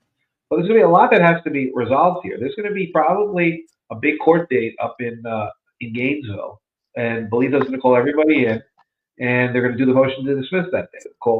And all the other housekeeping. They're going to call everybody in and do that. And that's why I say that for your motion to dismiss, I think you should also put in now the motion for bond at the same time. And there's a motion for slap a couple of people have put in. So I think all of those are going to be dealt with at once in one day in Gainesville. So he's going to call a date and say everybody has to be here in this day. And we'll probably set aside a couple of hours just to kind of go through the housekeeping on the case. The case might get dismissed, but if it doesn't get dismissed, then your motion for bond can get heard that day. The date of the motion to dismiss gets heard. And if Bolito says, it survives and it goes to discovery, then you can ask the judge to set the bond on that date. Say, Judge, we want the bond set today. And so that's the point. The point is that if he wins, quote unquote, Jeremy, and the case survives the motion to dismiss phase, and he actually loses, he's got to pay a bond. That's what you want to do. You want to put it, if he wins, he loses. And if he loses, he wins. At the same time. So there's no win on the case. No matter what he does, he loses. That makes sense to you? Oh yeah, absolutely. Absolutely. I put that bond motion in immediately. It may cause him to abandon his Florida Unfair Debt Collection Practices Act or Unfair Deceptive Trade Practices Act claim, because if he has to post a bond on that, I don't know if the Langham has that bond requirement, but if he has to post a bond on that to keep the case going, he might just abandon. He still needs the 2 torts for conspiracy on everybody else. Yeah, he'll try to do the conspiracy torts because they don't have a bond, but he'll get rid of the unfair and deceptive trade practices claims because that. So he'll remove that and then add another tort? he might amend it to put in something else. Who knows? Who fucking knows? Or the Langham Act is based as tort, because I don't think Langham has a bond requirement. At least the Florida one I know does. But doesn't he need 2 torts for conspiracy? You see 1 tort for conspiracy. You're talking RICO. You need 2 RICO predicates in a RICO case. But for a garden variety conspiracy, you can conspire to do anything. You're thinking RICO. RICO, you need 2 RICO predicates. But on a regular conspiracy, you can do just about anything. Okay. So what was the other? Get that bonded. I get that bonded immediately if I get that motion like yesterday. Get it in this week. Shit. Get everything in this week. I would get all that shit. Everybody should have a motion to dismiss, and then a separate anti-slap motion, and then a separate request for a bond thing. And the bond should be a minimum of, based upon a $5 million amount. Say that the minimum that Jeremy's looking for is $5 million. Therefore, I think the minimum amount should be 10% or $500,000. Everybody should put it at a minimum $500,000 bond.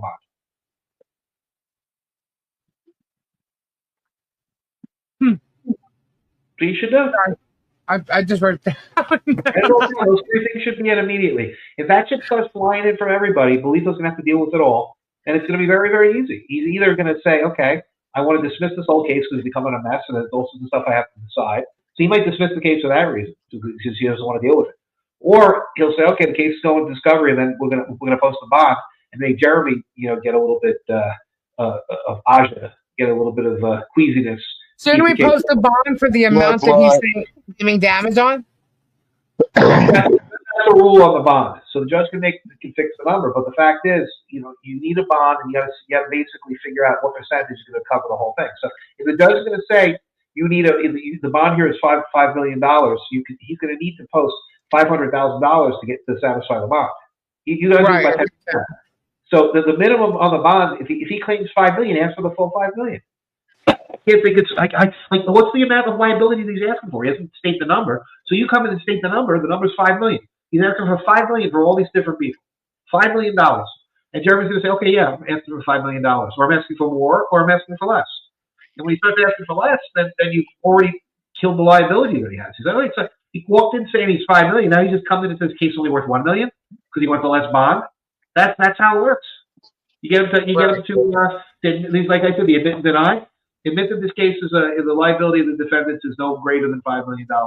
Admit that the liability is no greater than $1 million. He goes to court to say this an admission. He says, "Oh, the bond is based on we're only asking for $1 million, judge, so you can only give us a $100,000 bond." Think about something like that. Then it's like, what the hell are we doing here? Yeah. Well, he says that we want his fans and all this stuff. And I got news for you. We have the best community here. We really and truly do. Isn't that right, Robbie? Stacy, we have the best community. I don't want his viewers or his community of cultists. I don't want that at all. We have great people. We have a community. We care about each other. We care about what's going on each of our channels and stuff. And we like to, I do. I'll pull weeds when I find people that are no good. So I don't want his type of people. The cultists coming over here. And that's what he seems to prey upon. Like he's saying that our community is bad, but yeah, we're the ones that are helping each other and helping people. He seems to not like the fact that we've helped Michelle. Obviously, he doesn't like the fact that we were talking about Ray. He brought up Ray too, very very slightly though, and I couldn't even believe he was going there. And the fact that his people sit there and listen to that and prey on him it's like wow. I don't want that. I love the type of people we have here, and. Yeah. What, hon? I was just looking, like Dan says, people here know how to think for themselves. Exactly. So I could, and then he literally went on people who go through life trying to be good people, and not attack other people. He literally. A couple of comments in the back. Okay. Let's see. Just before it gets too far gone. Is it possible that one looks to create content out of court cases would prefer they be done in Florida instead of Ohio, as Ohio doesn't provide video? It's federal court. There's no video anyway. Yeah. He's doing federal court. He's doing federal court stuff. So he doesn't. It's all federal. There's no video. It's all the sketch artists around the federal courts. So you don't have that. It doesn't. There's no difference. If he's going to do it this way, he's doing it in Florida. So. And Sandra's asking if there's any way the judge can make him shut his mouth until the trial. Got it. Yeah, we have a First Amendment. Not yet, Flutter. I've been just crazy. It was raining all day, and my internet was in and out. But But the gag order is very hard to do a gag order on anybody in the second case because everybody in the second case are media people. So not only do you have a First Amendment right to speak on things, you have to balance it against what it does. So what would be the compelling reasons not to have it? Well, everybody here, to a certain extent, or to a larger extent, some larger than others, speaks for a living. I speak for a living. I write for a living. I speak for a living. That's what I do. That's how I make my living. So you're telling me I can't make a living? That becomes a due process issue too. Jeremy as well. Jeremy speaks for a living. He communicates. He creates content for a living. That's what he does. So you can't, it's a goose gander type thing. If you're going to shut up the goose, you're going to shut up the gander. So everybody would have to be gag. You can't do that because I would never consent to that. And I don't think anybody would consent to be gagged. That'd be crazy. Well, he did say both Jeremy and George did say that Shara and Jamie are their best witnesses. Wow. No. William, good night, brother. Love you. I'm telling you right now. Brothers. Best witness in this whole case is Ray Bonecrusher. Because you put Ray Bonecrusher on the stand and there's a Florida jury there, they're going to be looking right at Jeremy and say, what'd you do to this poor fucking man? And he's going to lose immediately. So Ray is the best person. That's why I don't know why. I shouldn't be saying this, but I don't know why they're still keeping Ray in the case. Because if they keep Ray in the case, the case is over. The case is so over. I can't wait to get the jury on this. It would be the greatest thing in the world. You have a Florida jury. Florida juries are between 5 and 10 years older than most juries. This is the nature of how Florida is and the jury pool you're drawing from. And so the people on the jury are going to look closer to Ray than they do to Jeremy. Okay, and the fact that they hear about what Jeremy did to Ray and what he's gone through, and he's like the best witness that there is. You can't get a better witness than Ray. And I don't know what Shackett's doing. He's like he's walking, talking malpractice at this point. I don't know how the guy's he doesn't have a license to try. Might be another lawyer if they do, but Ray wins this case hands down. He's the best person there is. Robbie's a good witness too, because Robbie's got a bit of star power, and he always likes star power. So if you saw the Johnny Depp trial. People who know who a celebrity is will be like, oh, yeah, they want to see what they have to say. They're automatically entertained. So as long as Robbie's entertaining, he's going to be likable. And so that's the point, So he's actually bigger to a cross-section of the audience than Jeremy Hales is. Jeremy is big in his own little bubble. But outside his bubble, nobody knows who the hell he is. So you go around, who's Jeremy Hales? Like, I'm telling you, we did market research in Gainesville and surrounding areas and asked, who's Robbie and who's Jeremy Hales? Robbie's going to come out like 9 to 1. People who know who he is. I know that's why it's so funny that he says people would know who he is if it wasn't for him. I'm like, my God. It was so funny. My wife and I were in Sam's Club on Sunday, and this older black gentleman walks up to me, and he goes, "What?" You were popping it out. Yeah, you were popping it out. Okay. All right. So we're in Sam's Club, and this older black gentleman walks up to me, and he goes, "I hope I'm not bothering you. I don't mean to bother you in any way." He goes, "But you were on TV, weren't you?" And my wife laughed, and she went on shopping, and I stayed there and talked to him. I was like, "Yeah, I was on a TV show called Swamp Brothers." He goes, "I knew that was you. I loved your show. And I just wanted to tell you that and just get a chance to talk to you." Yeah. And I go, "Oh my God." And so I sat there. I literally sat there and talked to this man about everything under the sun, music, everything. We were talking about blues and everything. And he was so great. I literally talked to him for about a half hour. Yeah. And Robbie, look at the numbers. If you understand juries, and it's a science, and it's something that I'm pretty confident in about the jury selection and jury science.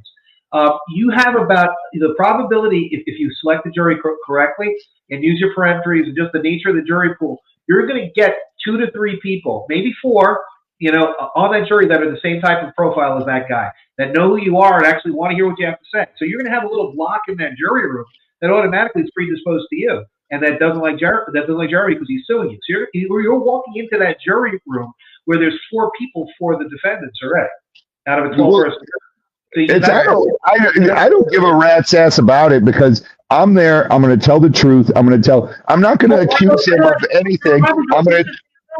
No, everybody's going to. I was telling you that how bad the deck is stacked against Germ before he walks in the door. He doesn't get it, and then you put Ray in there. Ray takes like 5 to 6 jurors. It might overlap with the ones that you take, but they're going to. You're talking about jury rooms work or factions. So you put people together, and there might be two jurors or 3 jurors that are on Germ's side and like what Germ has to say. But the second that you have like a larger dynamic of 9 other jurors against them, they're going to be like, all right, fine, I don't care about this guy Jeremy Hales that much. Let's get the hell out of here. You know, that's what it comes down to. Right. It's just it's crazy. This whole thing is insane. Oh, but he's literally the jury will probably ask if any of them heard of Swamp Brothers, and that's true. But there's only so many peremptory challenges you get. Like a lot of them have heard of something. So let's say the numerosity, like the panels and everything else. You know, the point is that everybody's going to be there. A lot of defendants, and you can start knocking people out. Everybody's going to get peremptories. So if they can only, you know, knock out so many people on their side, they have to either they have the free peremptories for any reason. Then they have to do for cause at a certain point. They're going to run out of the people that are pro Robbie and quote unquote pro Ray. They're not going to be able to keep those people off. And so Jeremy's going to be in a big problem with the jury selection of this game. That's what I'm going to come on. And then it's going to come to me, and then I'm literally going to explain what I witnessed and how I decided to help the family who he's been trashing for 2.5 years and how I did it. Right. And that's the thing. And, you know, it's going to come down to Richard. Richard's so well-spoken and it doesn't go unhinged. And that's the thing. Go straight Mike does Vinny. That's what I'm going to do. There you go. Be entertained. They're going to be entertained. The whole key with the jury is entertaining the jury. That's the whole key. People don't get it. But it's like, you know, if you can tell, you know, you go sit and watch a jury. If they like a certain attorney or they like a certain plaintiff or a certain witness, they sit up in their seats. They have little notebooks. They get their notebooks out and everything else. And the ones they don't like, they kind of sit there. They're almost asleep. You know, you can see this. And the best place you can see this is the Johnny Depp trial. When Johnny Depp took the stand, you know, it was nothing compared to Amber Heard was an afterthought. Everyone was there to see Johnny. He was the event, and you knew that the case was over because he had charmed them. You know, and so I don't think that the Germ is going to be able to charm the way that he thinks he's done. I don't think he's going to be able to charm more than people are going to feel bad for Ray and are going to identify with Ray, and they're going to actually like Robbie. I think those are 2 of the big things that we got going for us in this game. I think they're in a lot of trouble. I really do. So I kind of like this, you know. And it's not like I'm evading service. I hope that he gets me. So we'll see. We'll see what happens. You know, I want to get. I think a jury's going to love Richard. Yeah. Oh man, wait, just wait. Well, the psychoanalysis, the AI stuff, the psycho stuff on him, he is a bad witness to be on a stand. I mean, he like everything that it says, he would be a bad witness. That he would not come off credible at all. He would be just as cocky as we all see him, like almost the same. I think that he'd be able to contain himself to a certain degree, but I think if any attorney got into him and got on him hard enough, he's going to show exactly how cocky he really is to that jury. He's going to show his true colors. That's who he is. Yeah. He's already been showing his true colors. Yeah, even his ex has said that he's really in court. Lisa, do you think he's going to be able to behave himself through a whole line of questioning? Like you put him up there, you have Shaka, and he'll rehearse some stuff, and he'll get them ready, he'll know what to say, and they'll coach him. But then he's going to go through a rapid-fire succession of 3 or 4 or 5 or 6 attorneys cross-examining him. He's not going to be able to keep his shit together. It's going to be great. It's going to be glorious watching him crash and burn. Hell no. No. It'll be interesting if it gets to trial. Do you think it's going to get to trial? I wish it does. I might not get past the motion to dismiss, really, because the Dan Bongino versus Daily Beast case, like on all fours with this one, And I said that to my judge up in the Middle District about this case because he asked me about this in August. No, it's in July last month about what's going on with that case just for scheduling purposes. I told him, I said, look, got this case. This guy's a content creator. It's same as it's on all fours with the Dan Bongino versus Daily Beast case. He was interested when he heard that. Now this guy's a magistrate down here. They all talk. So I guarantee you, Bolito's got and it's on the record too. It's an on the record conversation. So I think that Bolito's kind of got already clued into the Bongino versus Daily Beast case. And that's going to be that's the easy case for Bolito to hang his hat on to get rid of this case, or the district court judge to get rid of this case. So I don't think he wants to have this case. No judge wants a defamation trial on their docket. And I hate to say it, they're saying this is, the deceptive trade practices and the Langham Act. But that's not what this is. This is a defamation case. Jeremy doesn't like what we said about him. And what we said about him was true or was quote unquote defamatory. It wasn't a deceptive practice. It was just things he didn't like. And so the court may very well just turn around and say, look, you pled all this stuff. It's really a defamation case. You didn't plead defamation the right way. You're out. Yeah. Yeah. So Pruby. Well, I'll tell you what, he proved he won't go after Zim tonight. Yeah, he literally said it's Travis's story. And you know why he's saying that, right? Because Zim is a witness for him. Yeah, Zim's a witness for him. He said he had a lawyer call Zim and talk to Zim as if it was a very strong conversation, and like he used his weight or something like that. But he won't go after Zim.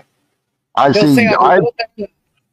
believe Zim, when it comes down to being in court, he's not going to lie for Jeremy. I don't think so. There's a good question here. Richard, is it not true if so-called evidence was obtained illegally, it would not be admissible in any court? Well, that's not true. If the evidence is obtained and it was obtained illegally, as long as the party that's offering it was not involved in the illegal obtainment of it, then there's a strong argument that it's still admissible.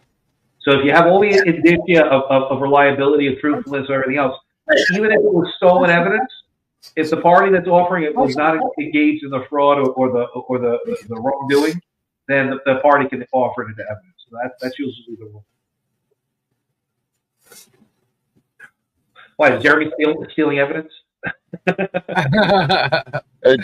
funny thing about it is, what all Jeremy's got on me is calling him a bully. And that's it.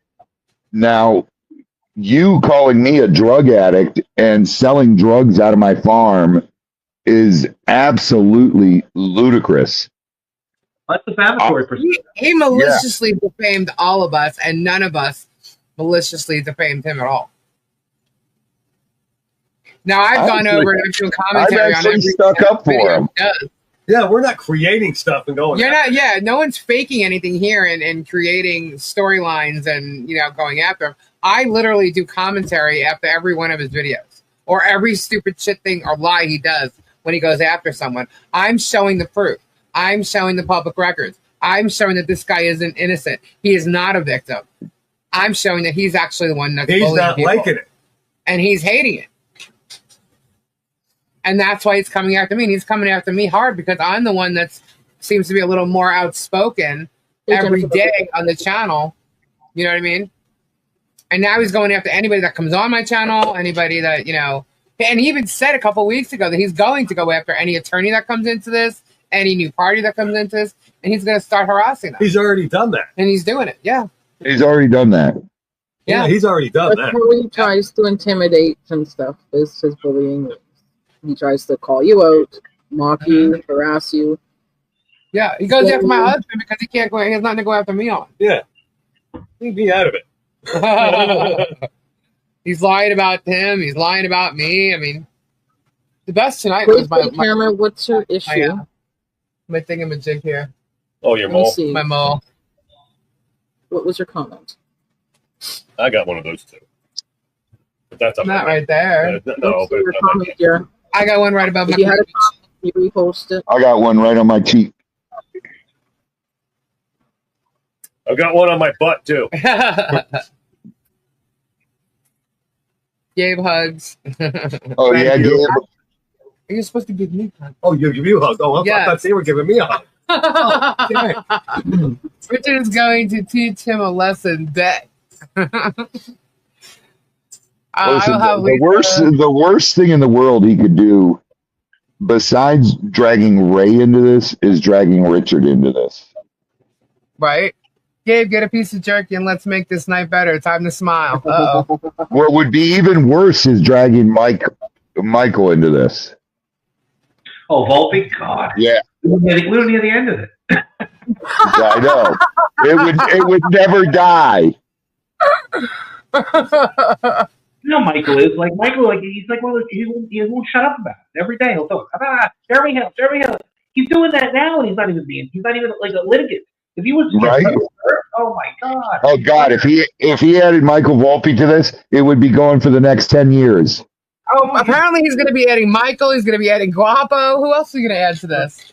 Oh, Guapo would be a nightmare to add because Guapo knows more than I do. Michelle's dog. Yeah.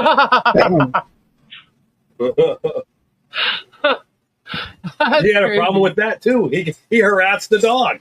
He did harass the dog. We have video of him harassing the dog. That's video harassing Michelle's dog. Oh my God. That's how pathetic this dude is. It is. It's ridiculous. It really is. This guy is just absolutely unhinged. And I kid you not, he really took physical tonight.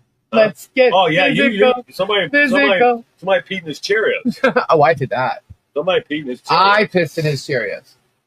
No doubt. I think Richard got his cornflakes. Hey, Gabe, right now, we're putting a bet on the game, $1. A what? September 20th between Florida and Miami, Gabe, $1 bet. Who's bet on? But what? Like, what do you want to do? A point spread? What do you want to do? No, straight up. Straight up. Oh my God! Now we're gambling. $1. He's gonna call into the Better Business Bureau. Okay. Whatever. What's that? What's Florida that? Lottery Gaming or whatever. Yeah, the who does the fantasy footballs? Yeah. Okay. Whatever, Gabe. It's $1. You can do a one-on-one bet. Good night, Rainey. You can make book. If I have an agreement with one person, you can do that any day of the week. That's all it's American. All right. There you go. I'm on. Who's taking what? I'm taking Miami. Gators versus Hurricanes. Yeah, Gabe's got Miami. I got UF. No, you're in trouble, Robbie. You're in trouble. No way. Dude, are you kidding? Are you kidding me? I've got a Heisman Trophy runner. Robbie, you know that I went to the University of Miami in 2004 when they won the national championship with Ken Dorsey and Frank Gore and Roscoe Parrish. I was there. I was there in the old Orange Bowl in the student section. I was there. Yeah. Through, man. You know it. Yeah, but UM is doing nothing. Wait, don't sleep on the U, man. Don't sleep on the U. No, can't do that. I'm telling you. Back's not there. We got Carson this year, so. Dude, please be careful what you say. You got Carson? Yeah. Look what Carson did against Florida last year. Threw an interception. Oh, we'll see this year. Durham said tonight Guapo was selling video of Durham beating Martha for $50. Really? Yeah. I don't think so. He doesn't. Exactly. I don't know if I'm having a video of Durham beating her up. I don't know if that exists. I never heard that. The U knows how to give away money and sneakers. Jerm needs to get a chair where it's he's literally up. For someone to be so upset about my vibrating chair, the man who talks and refers to everything in his storage units as a sexual device or sexual innuendos or whatever, for him to be upset about anybody having a vibrating chair is beyond me. It's so funny because we make fun of that stuff all the time, and it's making fun of Germ, and people don't get that. That's funny. There's my magic. He's not upset. He's jealous. Carson Beck's going to win the Heisman this year. Oh, God, please. He's not even in the front running. He's jealous of me. Yeah, he wants my chair. But my quarterback is. Who do they have? Who does who have? He did mention the chair, Todd. Who's passing the ball for Florida? Really? Yeah, who is it? I'll tell you what. He was a freshman last year. What's his name? Go look it up. Oh my God! Are you gonna make me look it up? Go look it up. Why did you just tell him? Because that name should be imprinted in your brain as fear. Who, Beck? No. Who's Beck? Miami. Okay. What did he say about the chair? He was disgusted by my chair. DJ, I'll tell you right now. Listen to, I'll just say DJ Lagway, baby. He's already gone. Lagway blows away Beck. Lagway's already in the running for the Heisman. If you were talking to Gabe, he's out of the room. You made him go look. Here he comes. No, let me see your phone. My phone's dead. DJ Lagway, dude. Who? Here, give me that. Give me that. No, don't take it off like that because it'll break. There you go. Thank you. Actually, can you give me that? Thank you. Thank you. All right, he's looking it up. No way. No way, Kyle. I'll bet you on that. Sorry, I didn't hear what you said, Lisa. He said he was just all disgusted about my chair. Bleh, bleh. What's her face wishes she had one. Let me see. Okay, there's like a couple. Is it DJ Lagway? Yep. Never heard of him. Okay, you're an idiot. You didn't follow college football last year. Everyone's heard of Carson Beck. Dude, please, everybody's heard of DJ Lagway. Okay. Not me. He turned the Gators season around. I think so, Todd. He's broken records as a freshman, a true freshman, not redshirted freshman, true freshman. Well, we'll see. We'll see by the third. When the third game of the season. No, very important. Did you see the picture of Randy's pocket at the pump? No. Who's that? Oh, I'll send that to you. Put it up. Oh, I thought that was Chris for a second. Kyle. I think Kyle? he got more than one. I bet he got a free laptop too. There, you're getting an echo because of my speakers. Benita said, I appreciate your information, Richard. It makes sense to understand what is really going on and what hot steam germ is blowing.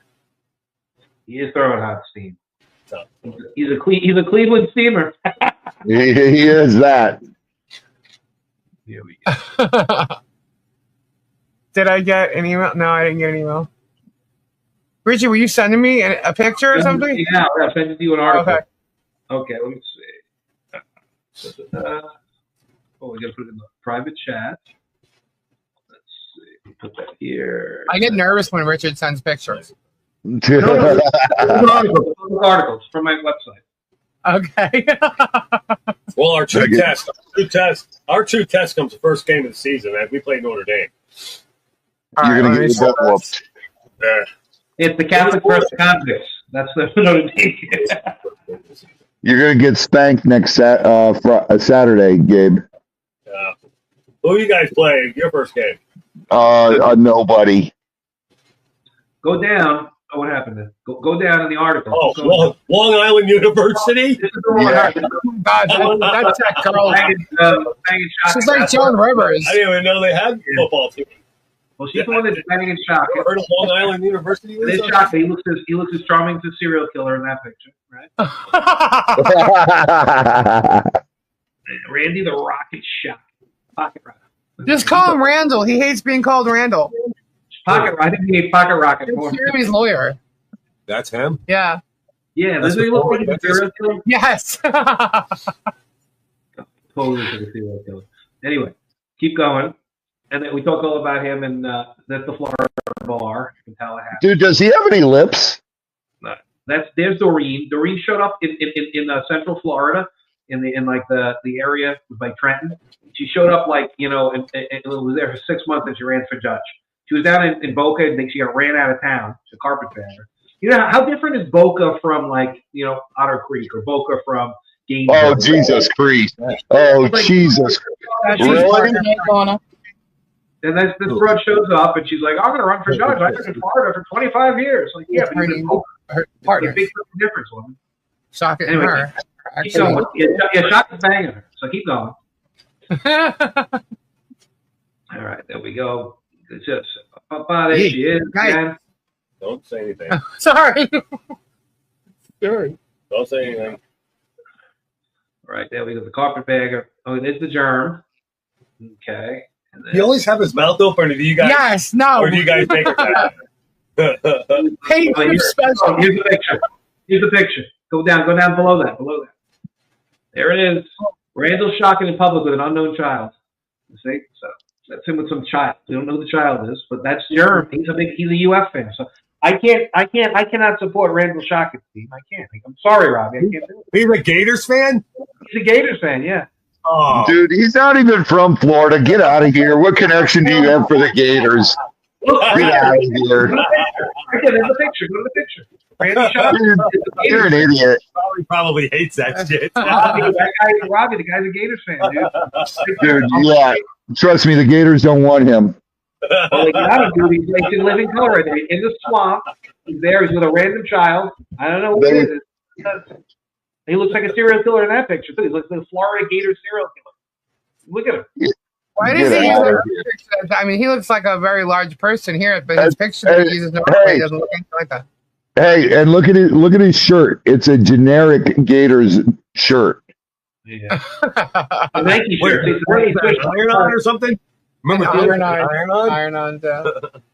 Yeah, what's he wearing? A Gators iron on there? Yeah.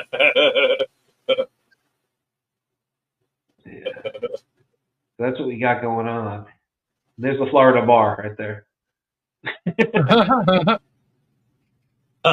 Speaking of the Florida bar, I got a UPL letter. Jeremy accusing me of being acting like a lawyer. That's hilarious. Yeah. What's funny is the response I'm giving. Unbelievable. Yeah, that's gonna be funny. I'm making him out to look like the biggest idiot on the planet. Hi, Todd. He said something tonight about some Ray filing or something that I put a wrong signature on there. So I'm like, I didn't do shit. I'm like, I printed and mailed. I don't know what you're talking about. I have no idea. But I don't know. We'll see. He makes shit up all along. Everything he said tonight was all made up. So just another Sunday Spunday. Richard, where's he from? Arkansas? And he's a Gators fan? No, he started in Missouri, right? Missouri? Yeah. Missouri. Yeah. How he's talking to the people. You know, it's like he's not a freaking fan. He's a joke. He's a flyby. He's a poser. Yeah. Oh, he's a hoser. He's a poser. Hey, Shocket, Rocket. I got pictures of me in the locker room. Have you ever been there? Oh no, Robbie, is he gonna go after you now? Because I don't know, a certain stadium is bigger and better than that stadium, or how is he gonna spin that the way Germ's spinning Poison and Def Leppard? Florida is one of the best stadiums in the college football. One of the loudest. I sat here watching this, and I'm literally watching his thing, and I'm literally laughing. The second he said Def Leppard, I knew exactly where he was going. Def Leppard, Bon Jovi are all better than Poison. I'm like, oh. Oh yeah, okay. Let's see. Def Leppard, Motley Crue, Pat Benatar, and Poison did what tour? And who was the best band on stage? Okay. That's true. That give you that. Okay, you're right, you idiot. It's just the fact that he's trying Dude, it's so so hard. funny. It is so funny. He's got nothing, so that's why he's doing this. He's desperate. He's trying to hurt you with CC. Oh, you're hurting. Oh, gee, you're hurting me. Stop, please. You're hurting me. You Does flipping he know moron. that CC thinks this guy's an asshole? What's that? Does he know that CC thinks this guy's an asshole? Yeah. I mean, come on now. It's ridiculous. Yeah. Trust me, Shockett's never seen the upper deck. I've sat up there many a games. That's crazy. Unbelievable. So Richard, you're gonna wait for service, or you're just gonna I told you, the only way that I accept service is if he releases Ray Bonecrusher. The only way I'm gonna accept it. So if he thinks he's gonna get me, maybe he gets me, but I'm still gonna fight him. I'm gonna fight him tooth and nail for the 90 days that he's passed the 90 days and everything else. So I might get the dismissal. I would consent to service and waive all the service, and jurisdictional issues. I go right to answering the complaint, and there's no motion to dismiss. That's like if he lets Ray out, he doesn't do the motion to dismiss. We go right to the answer. Ed, and they have to have something on. What? Stacey? Oh, I was responding to Ed. Ed says that they have no jurisdiction to sue me. Who? Oh yeah, because he's threatening to sue Stacey now because she's been on my panel. Where are you, Stacey? I'm in Canada. Canada? Say fuck. Yeah. Good fucking luck with that one. Well, and the thing is, Richard, an attempt to sue you for, but then again, he's suing everybody for nothing anyway. I have to do something to even get served. I've never even said a derogatory, thing. Hey, Stacey, I'm a bully, so he's suing me for being a bully. Jeez, well, he's suing me for having an opinion or two. Yeah, that's the thing. We have an opinion. He's a defamation law. We don't bow to. We don't, But for defamation, people have to understand what that is. You have to be knowingly saying stuff in a malicious way. Before you even get there, he's a public figure. How hard it is for a public figure to prove that they've been defamed? You have to show actual malice, that they intentionally said something that they knew was false in order to harm the person. They can't do that. They can't show that everything's not opinion, that's not made in good faith. Even the facts that were conveyed, you have to show that there's an absence of good faith. That's what you have to show. Oh, I can prove defamation because he hung around me. He knows for a fact I don't do drugs, and he's calling me a drug addict. But Robbie, it's hard for you because you are a public figure too, right? So they can say all day long shit about you. Unless you show actual malice, it's not even worth it. But the fact of the matter is that it's a high standard, it's a hard standard to prove for him. So that's why I can prove defamation. He lied about me 100%. He would not get past the motion to dismiss if this was defamation alone, because defamation is hard for a public figure to prove. So I got my defamation, harassment, sexual harassment. You got sexual harassment? Yeah, he keeps calling me a man. Sexual harassment. It would be, a defamation. It's a different kind of sexual harassment. That's he's not sexual harassment because he's not like in your workplace or in your sphere. He says it to the world, so it's more of a defamation-ish type statement. But still, it's tough to prove to you too. You have a very popular podcast that addresses these issues. So it doesn't, whatever. It's sticks and stones. Sticks and stones. This is what this is. It is, but he's maliciously doing things like telling people I have a rap sheet, calling me a fraud and a scam artist based on nothing. Probably what you have to do is file the Florida 770 notice. Write this down, Lisa. Florida 770 notice, defamation. Get all the shit that he's ever said bad about you, where he calls you a criminal and says things like rap sheets and all that stuff, and put it into a notice. Proof with the Florida bar letters. Put it notice and put all that stuff into a notice and then send it to the journal and let him know under Florida law you're going to counterclaim, because there's a cure period before you can counterclaim. You have to give him a chance to cure and retract and all that other bullshit, which he won't. But what I would do is I would do that if I were you, because I'm probably going to end up doing that too. So that gives you the ability to Richard, is it going to help when I bring all my blood, when I bring all my blood test proving I've not done any drugs to court? It's going to help when I bring the Bloods and the Crips. That's what's going to happen. But that defamation notice is 7 days, Richard. Yeah, but you file it now with them because then you're open to making a counterclaim at any point.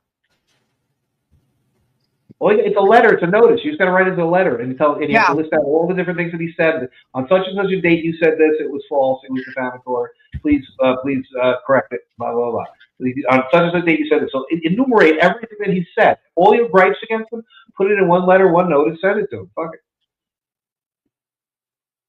And go back 2 years on it. Go back, a year and a half, 2 years. So send them all that stuff. And then and even if it's outside the statute of limitations period, what you can do is you can use other stuff to show actual malice, because if they keep on saying stuff that's false, and defamatory, you can say it's malicious. So what he's going to claim is what's called litigation privilege. We all know about that. I claim litigation privilege. But someone in the chat said he said tonight again that I was using drugs and everything.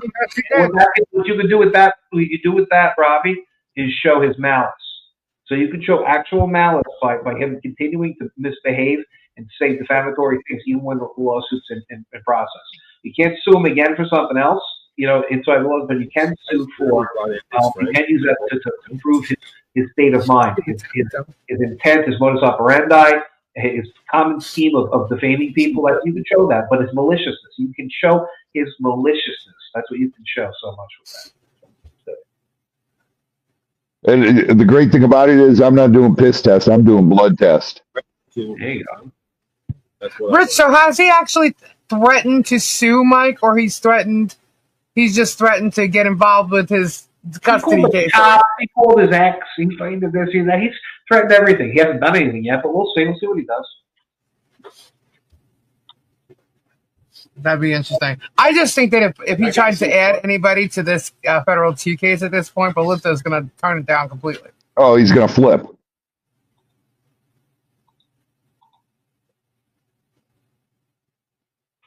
He might make a federal 3 case. You never know. All the people that were involved in federal 1.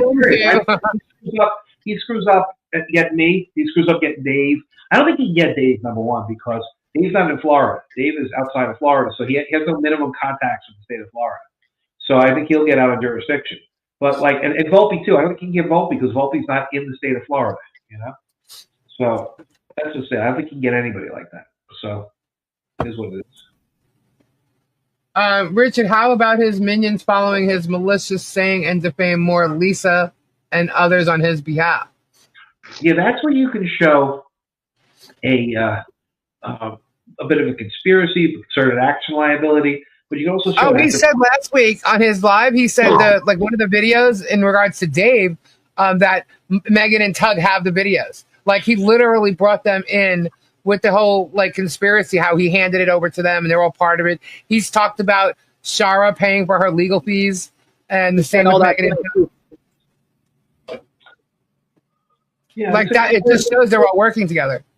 It's a conspiracy. The question becomes, what does it cross the threshold from speech that's defamatory, or does it become activity that is criminal and or harmful, right?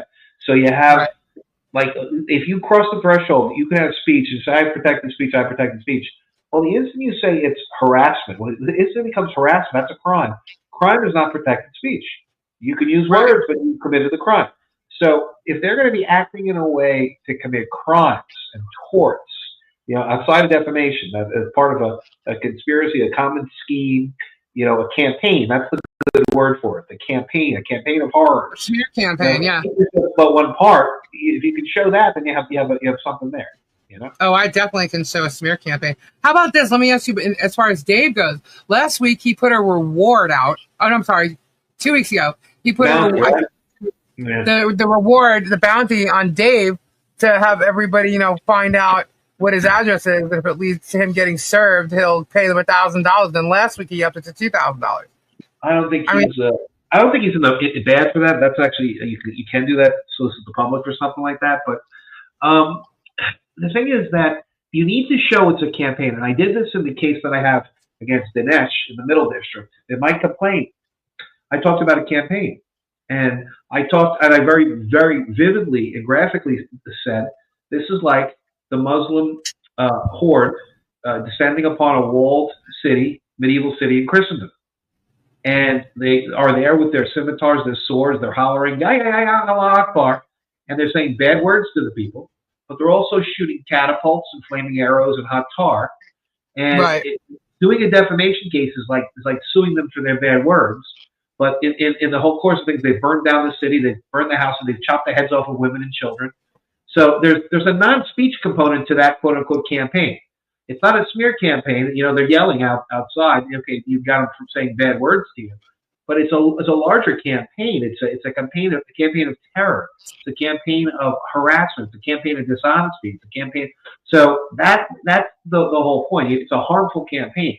So you have to see what crosses the threshold from speech to non-speech activity that's harmful, and that's what I think has to be defined against Jeremy and his cabal.